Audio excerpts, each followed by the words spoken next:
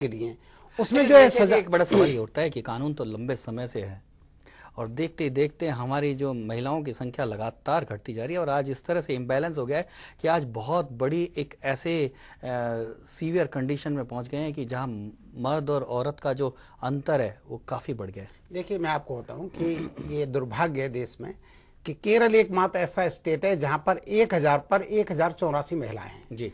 Otherwise पूरे country में 700 से लेकर के 1000 से नीचा। क्या लगता है आपको कि ये कन्या भ्रूण हत्या करने वालों को फांसी पे लटका देना चाहिए, क्योंकि निश्चित तौर पे ये भी एक प्रकार से हत्या का ही जुर्म है?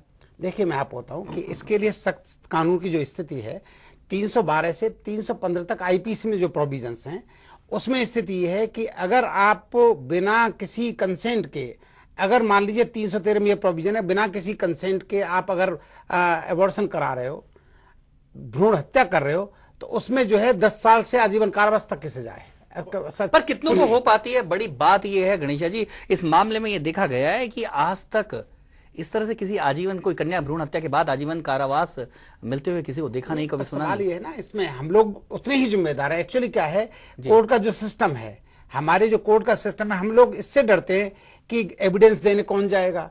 हमें ये डर लगता है कि यानी कि आम लोगों को इस कानून को लेकर जगना होगा। कानून है लेकिन उसको पालन।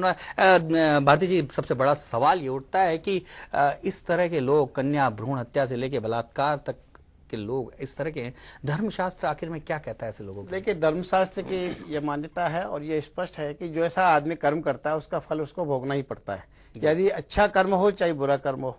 हर युग के अंदर जहाँ देव हुए हैं वहाँ दैत्य भी हुए हैं। ये नहीं कि खाली कलयुग में ऐसा हुआ, लेकिन कलयुग का विशेष प्रभाव है और कलयुग में जैसे जैसे कलयुग की स्थिति बढ़ती जा रही है, हमारे शास्त्र कहते हैं कि हम जिस तरीके का दुराचार करेंगे, चाहे भ्रूण हत्या का कोई मामला हो, चाहे किसी तरीके का बलात्कार का मामला हो, चाहे नारी उत्पीड़न का और कोई कारण हो, उसको कठोर दंड हमारे धर्मशास्त्रों के माध्यम से उनको मिलता है। और कहते हैं कि बड़ी बात ये आती है कि जब दंड की बात आती है तो इस तरह के लोग ज्योतिष के पास जाते हैं और टोटका कर लेते हैं, कोई ना कोई दान दक्षिणा करके। क्या उसका असर पड़ता है क्या? नहीं, मेरी एक जो कर्म आपने किए हैं उसका भोग तो आपको भोगना ही पड़ेगा जी।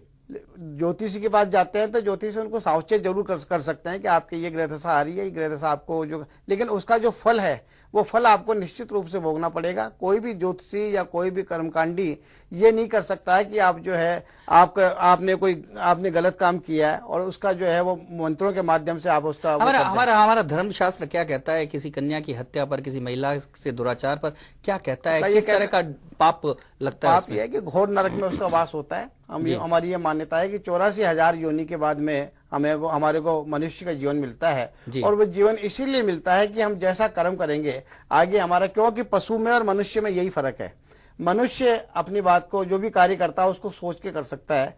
पशु के लिए हम देखते हैं कि वो रास्ते में जा रहा है, किसी ने उसको छेड़ा या कहीं रास्ते में जाते हुए उसने सींग मार दिया, तो पशु के साथ में वो चीज नहीं है। लेकिन मनुष्य को योनि इसीलिए मिलती है और यदि मनुष्य की योनि में भी हमने सत्कर्म नहीं किए, अच्छे कार्य नहीं किए और हम उसी घृणित कार्य जो दैत्य प्रवृत्ति के कार्य हैं यदि हमने उस योनि में भी वो किए तो निश्चित रूप से हमें नरकों में उसका वास मिलेगा और घोर नरक में हमारे को उसमें पड़ना पड़ेगा। यानी कि साफ तौर पर बात जाहिर है कि यदि आदमी का कानून अगर फेल हो जाए इस तरह के दोषियों को सजा देने में, तो भगवान का कानून तो बिल्कुल माफ नहीं करेगा। क्या कहना है गणेशा जी, किस तरह से हम आखिर में इस शक्ति पूजा का वास्तव में आम आदमी के दिल में उतार दें? कैसे होगा ये? वैसे मैं आपको, जहाँ पर कानून की बात है, एक्चुअली क्या है कि हम हिंदुस्तान में रहते हैं जी।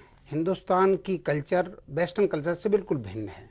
हम लोगों में आत्मीयता है, प्यार है, लगाव है, लेकिन साथ साथ आप देखिए कि आज से 20 साल 25 साल 30 साल पहले कितने केसेज आते थे दहेज डॉबरी डेथ के, कितने केस आते थे आपके महिला उत्पीड़न के, कितने केस आते थे रास्ते में फब्तियां कसने के, कितने केस आते थे आपके महिलाओं के साथ हैरेसमेंट के। मैं समझता हूं कि आज की संख्या में नगन केस होते थे। आज हम लोग जो है, जो पाश्चात्य संस्कृति से हम जो आकर्षित हो रहे हैं, उस साइड में जो है भौतिकता की वजह से हम उस दौड़ में भाग रहे हैं, वो दुर्भाग्य है। मैं आपको बताऊं कि जैसे 498 का प्रोविजन, कई सवाल सामने हैं। फिर महामंडलेश्वर जी, समय का मैं आपसे चलते चलते जानना चाहेंगे, क्या कहना चाहेंगे आप समाज को, क्या सीख देना चाहेंगे, कैसे शक्ति का सम्मान हो? देखिए, हमारे शास्त्रों में जो कहा है, यत्र नारे पूज्यन्ते रमन्ते तत्र देवता, ये अक्षर से सही है और ये हमारे जो शास्त्रों में जो चीजें बताई, अगर हम उसके अनुरूप चलेंगे तो हमारी जीवन खुशहाल होगा, हमारा परिवार और आगे आने वाली पीढ़ी खुशहाल होगी। यदि हम जो आज पाश्चात्य संस्कृति हमारे ऊपर हावी होती रही है उसके अनुरूप पर चलेंगे और इस तरीके के कार्यों में हम लिप्त होंगे तो हमारे को घोर नरक में उसका वास मिलेगा और कोई भी पंडित या कोई भी जोशी उससे हमारे को नहीं उबार सकता। गणेश जी, आप क्या कहना चाहेंगे, कानून क्या कहता है? देखिए, मैं आपको बताऊं कि हम लोग चूंकि जैसे अभी मोहम्मद निलेश्वर साहब कह रहे थे कि हम धर्म को मानते हैं, हम संस्कृति को मानते हैं, लेकिन मैं ये कहना चाहूंगा कि आज वो तो एक सोच वाली बात है, कब क्या मिलेगा।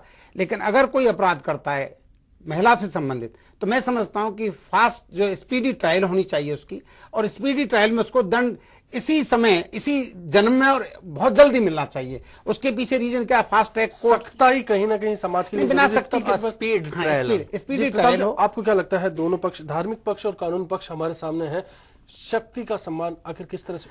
मुझे तो लगता है कि इस बात को ध्यान में रखना चाहिए कि औरत ने जन्म दिया मर्दों को, मर्दों ने उसे बाजार नहीं देना चाहिए।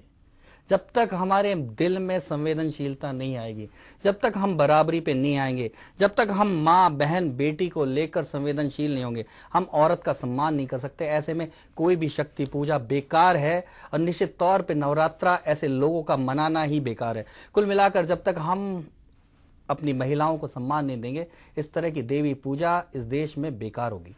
बिल्कुल, नारी को सम्मान के लिए बराबरी का दर्जा देना होगा। पुरुषोत्तम जी, आप इस चर्चा में शामिल हुए, शुक्रिया आपका।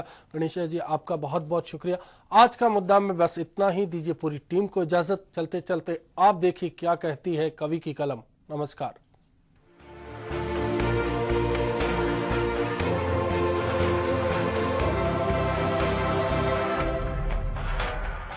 जिस नारी शक्ति की हरदम पूजा की जाती है, सुख वैभव और समृद्धि की आशा की जाती है, क्यों वहशीपन के तांडव को झेल रही है शक्ति, क्रूर भेड़ियों की दहशत क्यों झेल रही है शक्ति।